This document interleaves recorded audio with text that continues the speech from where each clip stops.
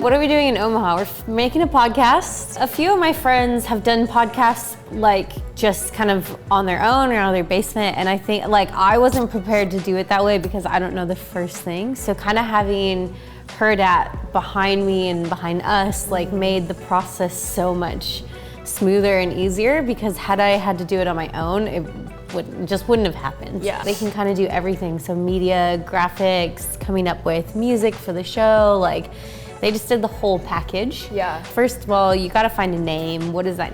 You gotta get that name approved. Is anyone else using that? Is it gonna be catchy? Gosh, yeah. Having help with scheduling. Like I can barely get my own schedule going, let alone try to schedule people for interviews, and you know, a lot goes into that side of things. So having that help and support is, it's unmatched. Right. Huge thank you to Hurrdat. That I wouldn't be here without them. I couldn't have done it without them. I'm Malia White, real-life Bosun and cast member on Bravo's Below Deck Med. Working in my industry can be very interesting. These are my stories. As you'll find out, my world is a total ship show. Hi guys, welcome back to Total Ship Show. I'm Malia. I'm Amanda. And today I'm going to be answering some fan questions. Ooh, you excited? Yeah, I am excited. These are questions that you've sent me on Instagram. I put the feelers out to kind of get what you're interested in, so I'll be answering those. Kind of nervous. Why are you nervous? I don't know, what if there's like some deep ones? Well, you're going to have to get deep. deep. How I am. Did you think I'd ever be answering like fan questions? No. Oh, thanks. No. Fan questions? No.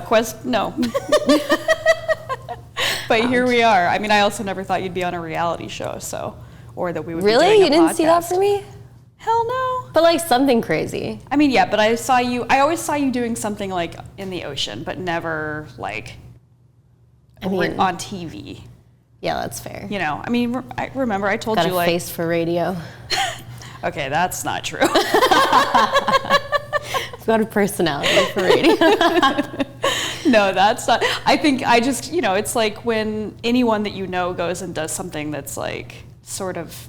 Like not like the norm. Yeah, or like, like fame related. Like it's so crazy to like see Instagram and see all these people who comment on your posts and none of them know you. And you're like, I know her. She's like, not that exciting. Yeah, I'm like, you guys think she's cool? Why are you guys boosting her ego like this? Just kidding. Oh, I love it. All right, you ready for the first question? Yeah, give it to me. All right, okay. So, from Nikayla Holmes, what has been your best charter season yet? My best charter season, that is a tough one. Man, I had a really fun charter season in the Med last summer. And what makes it like a really good charter season is the guests that you have. So shout out to my favorite guests. I won't mention their names, but they know who they are. We had, it was like a bunch of young, like my age, with their parents, and like they got the crew so involved. Like it's the best when guests get crew involved. Yeah, like how so? Like playing games? Yeah, like every day they wanted us to go like tubing with them, skiing, like fun. wake surfing, and they were just like the coolest, they'd kind of pick up after themselves. They were so polite, and crew just absolutely loved that, you know? Obviously, no one likes to be treated like staff, even though that's what we are, but that's what makes the best charter season. And of course I would be lying if I didn't say tips. Right. So one time I had a charter in Fiji for an entire month, and that's the biggest single tip I've ever made, which that was cool. Wow. Can I ask you what those range? Well, that one in particular, for 1 month we made 10 grand in tips each. Okay. Yeah, so that was huge. Nice. That's not normal. It's a long charter. But okay, so tips also, I get asked this question a lot actually about tips, and like, is it really what you see on like the show? And yeah, I mean, tips range, but it also depends on the size of the boat that people are chartering. Mm-hmm. So, the bigger the boat, or the nicer, the newer, probably the more that the guests are paying. Right. So then you're gonna get higher tips. Yeah. Do they go by sort of like, you know, like when you go out to eat, you tip 20%, or when you go to a spot, is it sort of that same rule of thumb? That's what we hope for. Yeah. Like 20% is good. That's a really good tip. Yeah. So it kind of ranges, but around there. You hope for that. Yeah. That's awesome. Yeah. As my financial advisor. Yeah. You should. Yeah, where's that money? Show me the money. All right. So our next question from Rozzy C. How hard is it to shower and dress in tiny crew cabins? And I love this because I actually asked Malia the other day about this. Just like, whoa, you're literally sleeping on top of each other. Like, how do you get any alone time? So curious about this one. Yeah, the shower bit is tough because, like, you know me. How do you shave your legs? Okay, that's the thing. You kind of have to shave with the shower door open. Like, I have to stand outside of my shower, stick my leg into my shower, and then, like, you know, switch my legs, and then eventually take a shower. You kind of have to do it in stages. Yeah. And I'm tiny, so, like, imagine the bigger guys on the boat. Like, I don't know how. Luckily, they don't shave their legs, but, like, it's tiny shower. Yeah. Yeah, and the one thing I don't like is there's lots of things I don't like, but the bathrooms are so small. So if you take a hot shower, like everything in the bathroom gets that like moisture on it, you know. And you're in the ocean. Well, so yeah, and you can't open the door because your roommate's in there, and you're like, oh, now I have to get dressed in this like swamp. Man. Yeah. It's the worst. Isn't it one of those things like where you never like cool down because you're always just like. Yeah, and like well, you know me, I like walk around the house naked and things. Like I'm so comfortable being naked. But obviously you don't want to wake. And my roommate and I are totally cool being naked around each other. But on charter, you don't want to wake them up. Well, so you're on different schedules, right? Yeah, and you're like, so you're trying to change in the bathroom, and then you have to like get showered and change in the. Yeah. You know, you don't have that like drying out period. Yeah. Which like how many bathrooms are there on a yacht? Well, no, every crew member, like every cabin has their own bathroom. Oh, wow. Like, well, on mine. Some of the smaller ones don't. They share, and Interesting. that's disgusting. Yeah, that is. It almost would be kind of nice, though, to have like a shared, I don't know, like dorm room style, where you at least then have more room. But I don't know. I say that, but in reality, I probably would hate really that. Gross. Yeah. Yeah, no. Showers are interesting, but we get by. It's not as, you know, you gotta do what you gotta do. Man, I don't know how you like, I guess you're not worried about styling your hair or anything like that. Not at all. There. Yeah. My makeup and hair routine while I'm on charter is very minimal. Yeah, moisturizer, sunscreen. Well, it's like what is it? Moisturizing foundation, whatever. That's like all I wear. Yeah, you wear foundation though? Well, what's it called? The moisturizing. Oh, tinted moisturizer. Yes, there we go. That's it. I'm like, ooh, I wouldn't wear makeup. Yeah. Well. All right. So our next question from Kieran34. Are some of the scenes during filming staged or refilmed, or is everything really live and in the moment? Everything's live. Sometimes, you know, so this is in reference to the show. Sometimes when we're filming, the cameras might have missed something, so they'll come back and they'll just be like, hey guys, like, can we kind of get that on film again? But everything's, what you're seeing is real. It's, you know, it's reality TV. You're getting the real deal, the real Malia. For better or for worse, as you've seen through the seasons. Like, for better or for worse. Can't hide. Okay, from J Cooper 13. How did you get cast for the show, and how long were you in yachting before? I think like the most asked question is how long you were in yachting and how to get into yachting, and so it's an interesting story. It's something that people are really interested about, you know, like rightfully so. I think, as we've heard like multiple times, I'm from a really small town in Oregon. I had never been on a yacht. I wasn't in yachting when I got cast for the show. I got cast as a total green crew member, and by green, I mean I had never stepped foot on a yacht before. No experience. Yeah, my only experience in boating of this type was on dive boats. So I knew how to tie a line, I knew how to, like, you know, I knew what a cleat was, but I had never, ever, I hadn't even seen a yacht. Like, I'm from a really small town, and like in Hawaii, I worked on shit dive boats. I didn't work on white glove boats, so. And then the casting process, so my very first boat that I worked was the boat that I filmed on at my first season. And from there, I gave being a deckhand a try. And I remember telling Captain Sandy, I was like, I'm probably just going to go back to teaching scuba diving. And she was like, no, you've got this. And then I was like, you know what, maybe I will give it a go. Yeah. And that was my intro into yachting. Yeah, she was totally like a great mentor, like a first person for you to be exposed to in that industry. Yeah, I mean, I've said this before. I don't know that I would have stayed in yachting had I not had a female captain to begin with. Yeah. So I was very lucky, and my intro into yachting was definitely not the norm. Yeah, that's awesome. Okay, from Misco Disco. The show doesn't show engineers, but we know that they're there. Are they normally helping crew? So the engineers are behind the scenes. Every time that we film, you have to have an engineer or an officer, a captain behind the scenes kind of for liability reasons. Every boat has engineers, and I would say on every boat, whether they're filming or not, they're kind of behind the scenes. Yeah, They're like the mechanics sort of, right, of the boat. Like they make sure that everything is running, all the gears are turning in the right direction, basically. Okay. Your engineer is like your chief engineer and your captain are, equals. They're like, they are in charge, liability wise, they're in charge of the vessel overall. And so engineers are kind of more behind the scenes. They're making sure all the systems work. Yes, they do help out crew if we need it. Typically in my job, as a bosun, the only time I really need an engineer to come out on deck is if something's not working. If I'm going to use a winch or I'm trying to get the hydraulics going and something's not working, I'm like, hey, engineers, I need help. Yeah. And we're not really allowed to touch electricity, so we get those guys to do it. Gotcha. Because they know what they're doing. On your current boat, how many engineers are there? Three. Yeah, out of we've the got 24 a chief crew. Yeah, so a 72-meter vessel, you have three. We've got a chief engineer, a second engineer, and an ETO. So the ETO is an engineer that's just in charge of AV/IT, because as you can imagine, these boats have tons of systems that require.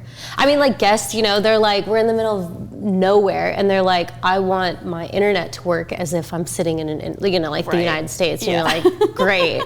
The engineers are like, awesome, cool. Crew, can you shut off all of your phones? And we're like, yeah, sure. Jeez. Yeah, or if there's a sporting event, charter guests will come on and be like, yeah, I want the Super Bowl to stream perfectly while we're in the middle of the Galapagos. Oh, and that's an interesting. I just sort of during filming, you don't really see TVs. That's because we're not allowed to. Have anything. Because they'd have to then. But normally, if it's like a Super Bowl, they might be out there literally sitting on the boat watching the game. Oh yeah, guests come on during they come on and they want to watch the game. They have certain TV programs they want to watch. They want to live the same life they're living at home. Exactly, in the middle of the ocean. And they want it to stream at that quality while we're at anchor in the middle of the ocean. Yeah, high expectations. Yeah. But we get it done. Engineers are pretty amazing. Yeah, awesome. Okay, our next question from Mir the Vanderveen. Which colleague do you still keep in touch with? Colleagues, I keep in touch with quite a bit. Pretty much everyone from all my seasons. I mean, there's a few people that I obviously don't communicate with, but this probably pretty easy to tell. Yeah, I think we all know who that is. But this last season, we still have a group chat called Let's Get Fucking Splitted.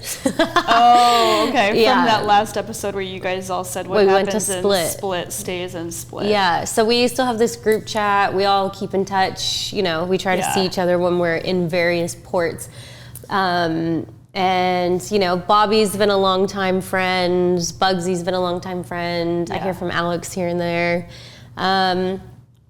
It's all, Captain Sandy and I are close. Regardless of what anyone thinks. Yeah. I mean, it seems like, just like a normal job. You move jobs, but you always keep in touch with people. Yeah, well, and the thing about yachting is when you're on the same boat, you're best friends. Yeah. But then, you go to a different boat, they go to a different boat, people move on with their life, and it's so hard. You don't have internet for days at a time. Yeah, or even you and I, best friends, and you'll FaceTime me, 18 times before Oh my gosh, I can vouch. I will be texting you constantly hey, call me back, like, hey, bitch. yeah, hey, call bitch back. Like, I've called you 6 times, Yeah, you know. so, it's like we keep in touch, we're friends, Right. but it's difficult. Yeah. As it is in any industry in life, you know, it's hard. Yeah, but especially when you're totally checked out and there's times when you can't even be on the internet, you know. Yeah. I don't have that excuse. So if I don't answer, it's because I don't want to talk to you. I know. All right, so from Erin, as bosun, do you have any input on your deck crew hiring? No, not really, no. The hiring is left up to the captain. The chief officer will kind of have an input. The only time as bosun that I would maybe have an input is if I maybe knew the person, or is someone, if we had worked on a mutual boat or they worked on a boat that I worked on, the captain would say, you know, what do you know about this person? But ultimately, usually, and you know, again, every boat's different, every boat has a different structure, but usually hiring is left up to the captain. But a lot of the times, the captain will hire based upon what the guest want, or sorry, what the owner wants. Oh, right. The owner will say, you know, I kind of want this vibe, or I don't really want this. Like, everyone's heard of these boats where they're not allowed to hire attractive women. And there's a lot of misses out there that don't want a lot of attractive stewardesses running around with their, you know, millionaire husband. Yeah.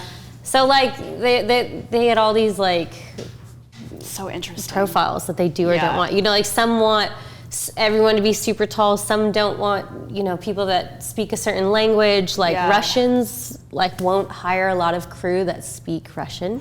That's scary. Yeah. Yeah, there's just all these different preferences. So no, as bosun, I don't really have a say. It's more like what the owner wants, what the captain wants, and what kind of crew they want. Yeah. Do they ever ask you, like, you know, does the captain ever say, hey, I need to hire another bosun, like, what's a skill set that you really need somebody who's amazing at this? Yeah, but that's because I have a really I've worked for this captain on and off for several years now. So my captain now would come to me and be like, what do you think? What do we need on deck? Yeah. Like currently, so I have a deck crew of 5, a team of 5 under me. And at first it was 5 guys. And I said, well, how about we switch it up? I'd like to have some more ladies on deck. So now we've got 3 guys and 2 ladies under me. And I was like, get those ladies in there. Yes, I love it. Girls on deck. Yeah, I love to hear that. All right, perfect. So from John Gomez, what scares you about yachting? That's a good one. We haven't talked about this yet. Yeah. Well, actually, this is part of the reason I wanted to do the podcast, because I wanted to show the other side of yachting, the side that's not all rainbows and butterflies, and kind of the side that guests don't really see either. Like, a lot of stuff happens on boats that we are very good at hiding. Yeah. You know, and there's real emergencies that happen. I think the scariest thing about yachting is how real the danger is. Like, at any point, you know, boat fires happen, running aground happens, you know, there's real problems and stuff out there. That's kind of what scares me, and it also excites me at the same time, is knowing that there is that aspect. Well, you know me, I love that aspect of like danger and like shit at any moment could go really wrong, and I'm like, yes. Maybe a little too much. Like I kind of like, I don't know, and people have seen this in like the show and stuff too, but like the second one thing goes chaotic, I'm like, yes. Yeah, you do. You thrive in chaos, which, I mean, honestly, that's probably a really good characteristic to have, especially in your industry. Yeah, I mean, I don't want a fire on my boat, but like under pressure, you're you're not somebody who shuts down under pressure. Yeah, try not to. Yeah. Unless I'm like really hungry, and then I'm like, fuck it, I can't. Don't mess with me. I've had it. Hungry, just forget it. Ask her after she eats a meal. But I think that, I'd say that's what scares me. Another thing that scares me is like, I don't know. I'm always afraid, like, will I do this forever? What? I don't know. What do I want to be in yachting? I mean, obviously, I want to be a captain. So it's like, what do I have to sacrifice? You know. Yeah. At some point, I want to have a house with a little raccoon. Maybe a couple squirrels. Yeah. Not babies, raccoons. So I don't know. Yeah, that's kind of scary too, but we'll see. Yeah. And that's something I think like so many people can relate to that no matter what. Yeah. You know, it's like I feel like that question that we always ask ourselves, no matter how old we are, is like, what do you want to be when you grow up? You know? Yeah. And you can change your mind anytime. I did. Yeah. Yeah. Same. I did too. Yeah. Best decision I ever made. Probably never going to regret it because you can always go back to something. You know, like if you left yachting and took a break or something, it's not like you can never go back to that again.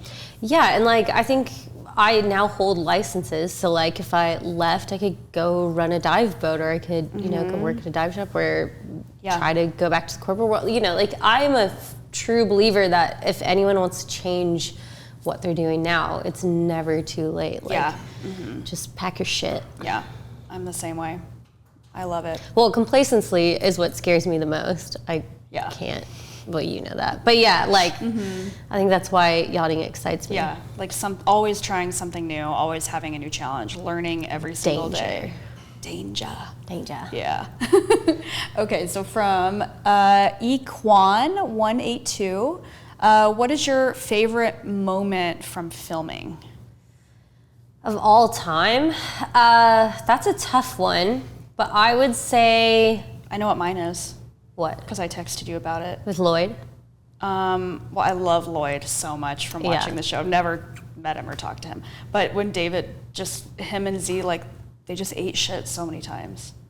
Oh, yeah. Like they when David, constantly... When David fell on the boat and they replayed it 3 times, I was crying. I was laughing so hard, which is, like, so mean. I shouldn't laugh at someone falling, but... I actually don't know if they showed Z's worst fall. He actually fell on a sea bob once, but it was so cute. I saw it out of the corner of my eye, and he just, like, stands back up, and he's, like looks around, and we're, like, dying laughing. We're like, Z, everyone saw that. Like, don't pretend like no one just saw you, completely eat shit. I love watching people fall, and it's, like, because I'm clumsy. I fall, and I always laugh. Like, remember in Boulder when I, like, really ruined my ankle when I was walking. Yeah, it's funny. Dogs. When people eat shit, it's funny. Yeah, and Kelsey's laughing, and, like, she's literally crying from laughing, and I'm, like, laughing, but also crying from pain. You're like, my ankle's broken. My ankle was, like, the size of a softball that night. Yeah, like, at this last season of filming, as soon as you'd come into the tender garage, there was a big crane that kind of, like, was low.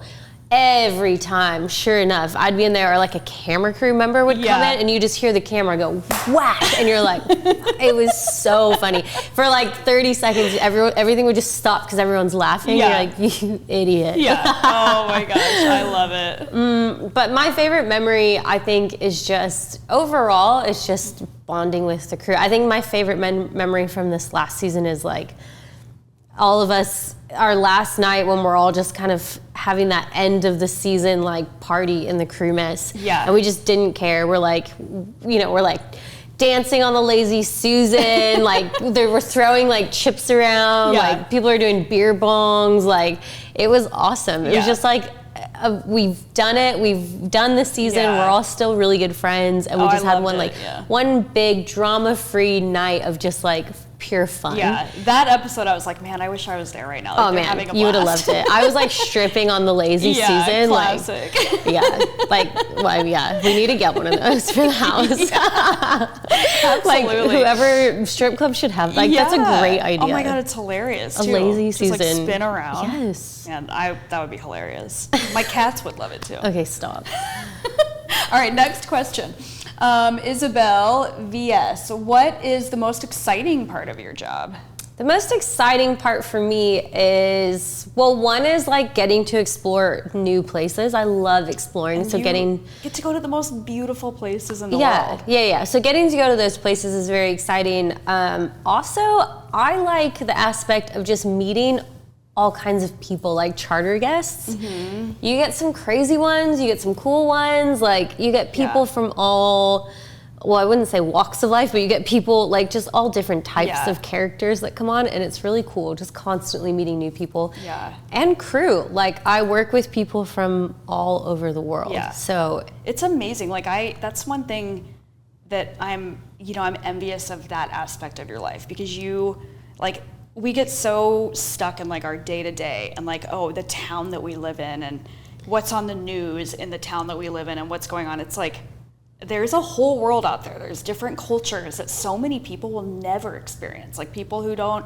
travel or have never left the country, and that's something that you get to experience that all the time with I almost take it for granted. Yeah. I'm very fortunate. And a funny thing is, because I'm around so many different nationalities, I think I have a bit of a different accent now. Oh, it's totally changed over the years. And it's just little things. It's like... Or words I'll say. Like, I say proper now, and I'm like, no, I never grew up saying proper. I'm like, oh, that's proper, right? Yeah. I'm like, wait, what? And even like... I drink tea, like, I'm British. And the inflection at the end, which is something that I've noticed that a lot of the people from South Africa would do, where they would inflect the end of their sentence. I work with like a lot that. of Saffas. Yeah, and we all call each other before. like Dirty Pig as well, which I don't know, or say ya instead of yeah. I know. I remember asking him like, "What is a Ditty Pig?" Well, I work with a lot of South Africans, or say brew, like how's it brew? Yeah, that's not something I never would have said that. Yeah. Your vocabulary has expanded. Yes, for better or for worse. In some ways, it's great. All right, so from Victoria Nicole, how do other people in yachting feel about filming like the show and the cast? That's a tough one. So I didn't really know this, but when I first did the show, I was super excited. I was like, yeah, yachting. I did the show to get into yachting, and then I got into yachting, and people were like, don't ever do the show because you'll never get a job again. So I was like, what did I just do? I just shot myself in the foot. But that's not true anymore. I don't think. I think it's becoming widely accepted in the industry. It's done a lot of, it's had pros and cons within the industry itself. But, at the end of the day, if someone doesn't want to hire you because of an experience that you've had, like, they can go fuck themselves. Honestly. I agree, and that's that's just like instilling fear in people instead of just letting them do what they want. Like, so let's say if I did something like I had an acting job before this, you're not gonna hire me because of it? Like, come on. Yeah. I have a friend in Denver who just left the outdoor industry and went to tech. And she's like working at this big tech company now. Her income like double. I mean, she's doing just amazing things. And her old boss, when she gave her notice, literally said, "Good luck ever finding a job again. You'll never be able to come back from tech." And she was like, "Why would I want to?" But it's like that attitude is so old school. It's like this is what I'm getting away from. Yeah. Like, why would you? It's just such a weird thing to say. Honestly, we should be looking at that whole like attitude of like, let's see what your CV says, and I'm going to judge you based off of that. It's just kind of, it's more like you should be happy that people have different experiences. It's not all the run of the mill or the norm. Like, why would you want to hire someone who's done the same thing over and over and over and over? Like, that's like. Yeah, you want somebody who has all these different experiences and different perspectives. Like, it's nothing's exciting about doing the same thing.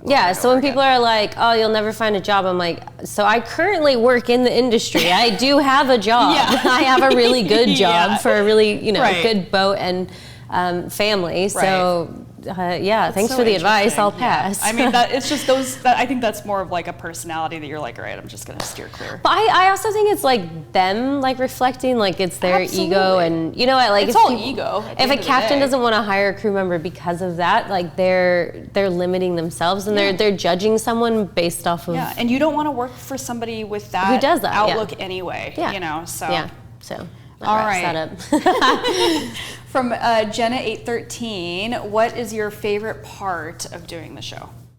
My favorite part is meeting the new crew every time, and also like just getting to experience like the whole production side of it. Like I said, like it's a whole nother life experience. I never in a million years thought I'd be seeing, productions and green screens and all this kind of thing. Like it's really cool to see those people's jobs. I mean, there should be a show about production crews because they're wild. Yeah. So it's cool just getting to learn that whole environment. Yeah, and it's like just a wild industry.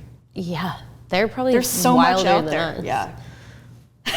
For sure. Okay, I love this guy's Instagram name, Lord Fluppington. Yes. When will we see you as a captain? My favorite question too. That is my favorite question as well.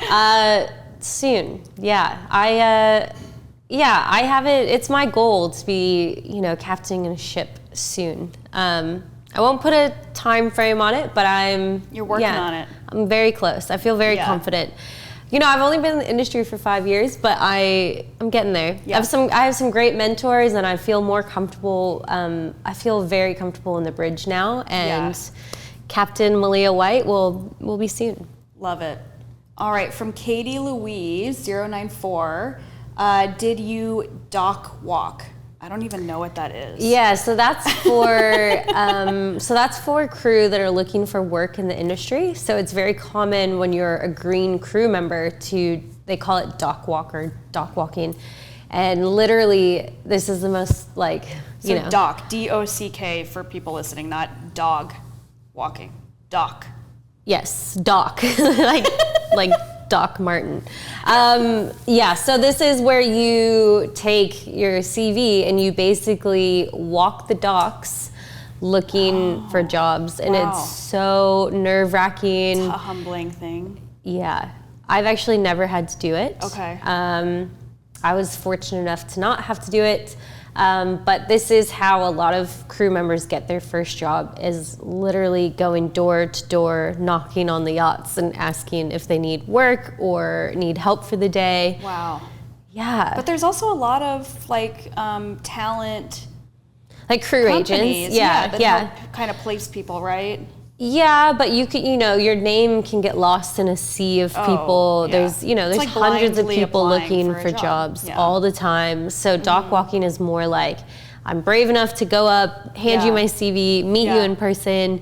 We've hired crew that have been dock walking before. Like, it's just, my tip, she asked if there's any tips. My tip is, let your resume stand out and do something creative. Like, people now do video resumes instead of just the same old boring paper one. They do. What do they do on a USB? I mean, computers these days sometimes don't even have a USB. Well, no, they post it on the crew agents' websites or the Facebook groups. So you can't do that dock walking. No, but make a cool something that stands out and when you're dock walking, just give it your all, just vibrant personality. I find make me impressive. laugh. Yeah, and it's impressive to have the courage to go around and dock walk because that you're facing rejection. Yeah, my hat's off to those. I could not have done that. I would have been do you know? It's so funny that there's a whole term in the yachting world for that that no one else would ever know. Dock walking. Yeah. Love it. All right, so Remy Schnauzer wants to know, what was it like working and also being filmed? Yeah, that's tough. I mean, you quickly forget that there's cameras. I remember once I nailed one of the cameramen so hard with a fender because, you forget and you're full on charter, you go, especially on deck, you're just your head's down, you're time to get the fenders in, and I flipped this fender in and just boom, nailed the cameraman so hard, and I was like, I'm sorry, I forgot that you're right here. Or sometimes you'll turn around really quick and you forget that they're following you in stride. Wow. Turn around, it's just collision. I'm probably one of the worst with that because I just forget. I just forget about that's probably why they love me, but also why they hate me because I run into cameras they a leave lot. With bruises after working with Malia. Yeah, or also my microphone. I don't have the time to take that thing off every time. I have to pee more than the average human, so I don't have the time to take that thing off. Yeah. For number one or two, so I just run in. I'm like, sorry guys, you're gonna probably want to turn this off, but I can't de-mic and mic every time. Yeah, I don't have time for that. I gotta get back out on deck. And there's not just a little switch that you can. No, I'm not, you're not allowed to touch them. You just. Yeah, and it's strapped and it's wired through my uniform. Wow. And some people take the time to they're so embarrassed to take the microphone off. You know me, I'm sorry guys, and I run in. Right, yeah. And you got shit to do. Yeah, I gotta get back out on deck. You've got shit to do. Yeah, I gotta get back out on deck. Well, and me with farting too. The camera crew laughs hysterically because I just fart and they're like, anyone Malia. who spends a 8-hour day with Malia will hear her fart, guaranteed. Yeah. Well, they'll be getting a close up, and I'm like, oh man, you're not gonna want to be here in 3 seconds. Right. You've got 3 seconds to get out of my space. Oh, I've cleared the camera multiple times, but yeah, you kind of just forget. But also, there's cameras in your cabin, and there's cameras all over. So you for it to be natural and stuff, you just gotta forget about them. Yeah, for sure. I just have to remember to not be fully nude in my cabin. I have to change in the bathroom, which is not normal. I'll run in and rip my shirt off, and then I'm like, oh. Can't they just blur it out? Yeah, but they're not going to. That's juicy. No, I'm kidding. No, I don't know. Maybe they will. Yeah, I'm like, I feel like they do have to blur it out. I don't know. Okay, so from Nikayla Holmes, what has been your biggest accomplishment yet? I would say my biggest accomplishment is, for me personally, it's kind of gonna get a little deep, but it's honestly taking the leap that I took and changing my industry and kind of creating this life that I have now. Like, I did not see this for myself. I have always been pretty independent. My parents went through a divorce like later in life, and I kind of was left up to my own device. And I don't know, that my biggest accomplishment is stepping outside of my comfort zone and trying to succeed and knowing that I could easily fail. Yeah. So. That's awesome. That's such a fantastic question too, I think. You know? It's easy to say like my biggest accomplishment is one of my tickets or licensing, but honestly, bigger picture, it's that I'm even sitting here in the first place. Like, I could have easily just fallen back and not ever tried. And like, it's everything combined. Like, all of that stuff is hard. Like, having to study and take an exam, that's always going to be tough. But it's like, what does it help you like truly achieve? Like, what's the big picture? Yeah, I'm also, like, I'm not your stereotypical deck crew member. I'm not just female. I am female, but also I'm 5'2". I'm short. I'm little. Yeah. Like, how many times I've been told, like, well, you're not going to be a captain because you're not tall enough, or you're not this or that. Haven't you guys ever heard of a step stool? Yeah, phone books. Yeah. I'm 4'11". I use a step stool to get to my cabinets in my kitchen. Yeah. So, like, I don't know. It's just that I'm, like, kind of sitting here in the first place. Yeah. Like, or that I can. 5 years ago, I didn't know what the bridge of a yacht is, and now I'm. Yeah. And you had no clue what you wanted to do. 5 years ago, you were like, I don't know, I just want something that allows me to travel, which what 25, 26-year-old doesn't want a job that allows them to travel? Like, that's what everybody says, but you never, like, it's rare when you actually see someone like find this incredible success doing something that also allows them to do the things that they really, really love. Yeah, well, and I also remember I was working at a franchise company, and when I came back from the show and I went to them to finally like quit, I said, I think I'm actually gonna go and try to do this. Like, I'm gonna go and try and to be in yachting. And stereotypically, but I had like this boardroom of just older men, and they just looked at me and they're like, you're being stupid. Like, you should not do that. Like, you have a good job here, just put your head down, get back to work. And I was like, nah, I'm good, thanks. I think I'll try. And that was so nerve-wracking because we talked about it more. I'm like, am I being stupid? I've had many sleepless nights over it. I was like, I've got a good job here. I hate it, but I've got a good job. Should I do this? Should I not do it? And then eventually it was like, you know what? I've got to try. Yeah, and I can come back. If I fail, I can sleep on Amanda's couch and forever. Yeah. Well, and it's just crazy. Like, everything that you ever try in life, like, if you're not scared, then you're being complacent, But like, being willing to try anything is such a great, like, that's such an amazing quality. You never know what's going to come of it. And like, look at in 5 short years, like, how much it's drastically changed your life. Yeah. Amen. All right. From Abby Miles 123, what is your tattoo? Is it an octopus? Been trying to figure this out for years. I love that. Yes, Abby, this tattoo is an octopus. Yeah, and it's I very remember when you got near and dear to my heart. Yeah, it was when we lived together and you went to Hawaii and came back, and it was so cool. It was such like on a whim too. You were always like, I don't think I'll get another one. Or it was supposed to be like this big. It was supposed to be like a couple centimeters, and then the artist was like, he just got to talking to me. We talked about my family, kind of like my upbringing, and he's sketching. And then he gets done and it's massive. And he's like, look, this is what I see for you. Octopuses are supposed to be like big and flowy. What do you think? And I like took a step outside, looked at it, and I was like, yeah, let's do it. Yeah, I love it. 4.5 hours later. Ouch. From Katie McGill, do you think that you will work with Sandy again?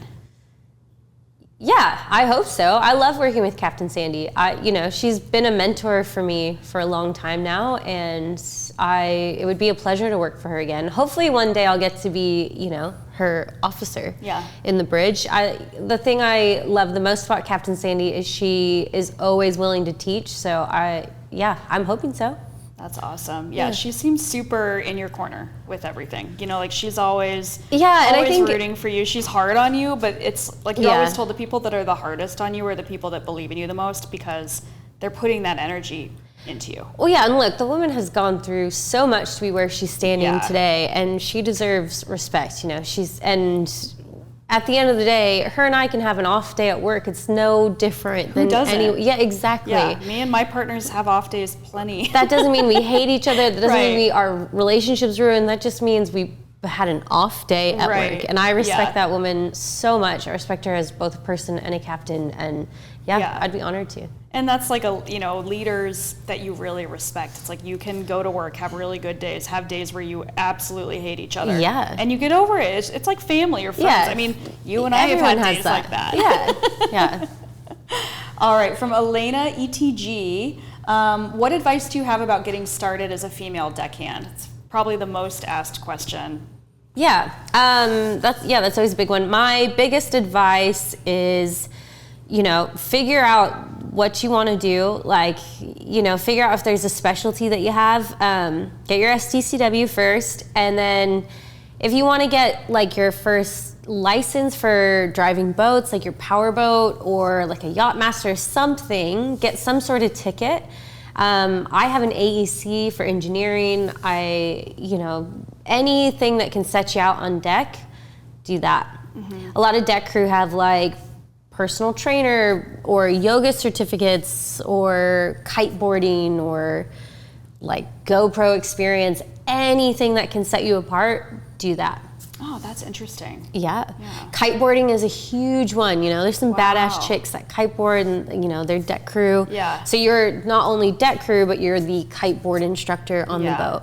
Or me, I was deckhand / dive instructor on the boat. Oh, yeah. That's a lot of girls I know in the industry on deck, some have yoga teacher training, some have, drone flying experience. So whatever you can get that kind of makes you stand out, do that. Yeah, that's good advice. Okay, from the KC, Malia, you said that you want to drive the biggest boats they have. Why such big boats? The biggest. The biggest. The biggest. Why such big boats for such a tiny human? Because size matters. Just kidding. What I mean by that is I want to push myself to get the highest ticket. I don't want to stop. I don't want to stop short of the highest ticket. I want to keep going. I want to get to the top and, push myself to get there. Would you? I don't need to drive the biggest boat out there. I just mean I probably don't want to do that. I want to have the biggest ticket. Would you ever would you want to be a captain of a cruise ship? Is that something that you're that'd be really cool, or is that something that you're it'd be cool? Funny you ask. Celebrity cruise line. I'm just kidding. Yes, I would love to. Yeah. I cannot imagine. Those are huge. Okay, I've never met her or really spoken to her. I'm hoping to have her on the show later on, but Captain Kate McHugh. She is a female captain of a cruise ship, and she's my idol. Oh my gosh. She wears little red bottoms. She's so cool, and I'm we have to have her on the show. I want to be her when I grow up. Yeah. And I'm yes, I would love to. Yeah. I'd drive a cruise ship. That's so cool. Maybe she can teach me. There you go. Yeah. I love it. Okay, so from Nikayla Holmes. Does the show impact being hired on other yachts outside of the TV show? We kind of already touched on that one. Yeah, we touched on that. If it does, that boat's not worth my time. Yeah, for sure. Right. All right. So from Codeman869, do you keep paper charts in addition to digital charts in case there's issues with a chart computer? So I'm going to speak specifically about my boat because, again, it's different with every boat, and if they're anyway, it can get kind of confusing. So to keep it simple, my boat runs what's called a dual ECDIS system. So we have 2 electronic chart displays so that we have our primary and our secondary. And for the listeners, our electronic chart display is basically an electronic map, is how I'm going to put this, so that when we're navigating, we know where we're going. So primary and secondary, in case our primary drops out, we have a secondary that works. So if you are on a boat that has a dual ECDIS system, you're not required by law to carry paper charts, but it's still a good idea because, you know, electronics, there's a good chance both could drop. Well, no, there's not a good chance, but in the chance that they both drop out, then you have paper charts. But if you have dual ECDIS, you don't have to have paper charts. But paper charts too, though, it's like you spill water on it. yeah, you could. Well, you accidentally drop it. You're not really allowed to have a lot of. Okay, you're not doing your charts outside on deck. I don't know. You're doing them in the bridge, and you're not allowed to have open drinks in the bridge. Again, these are things that people like me who don't know anything about yachting don't know. Well, I love having paper charts because it's old school. You know, you still have to learn, and it's just a good thing to practice and keep up with and learn and to have them in the bridge. So every boat that I've actually been on, even though we've had dual ECDIS, we've kept paper charts just because it's a good thing to practice. Gotcha. Okay, from Stefan0712, with no experience but electric and technical background, could I get a job as a deckhand? Absolutely, yeah. But electrical and technical background, you'd probably be better off as an engineer, and you'll make better money right away. Deck crew, you know, especially if you're older, for deck crew, you've got to kind of work your way up. Engineering, you can jump right in and make really good money right away. So any electrical, mechanical, technical background, I'd say jump into engineering. If you want to do deck, there's definitely that as well. All right, awesome. Well, that wraps up our questions for today. That was a good one, guys. Yeah. We'll ask more fan questions later on, I'm sure. Yes. But that's it. So a reminder to follow Total Ship Show on all social accounts. And this has been a fun episode with Amanda. It's been a lot of fun.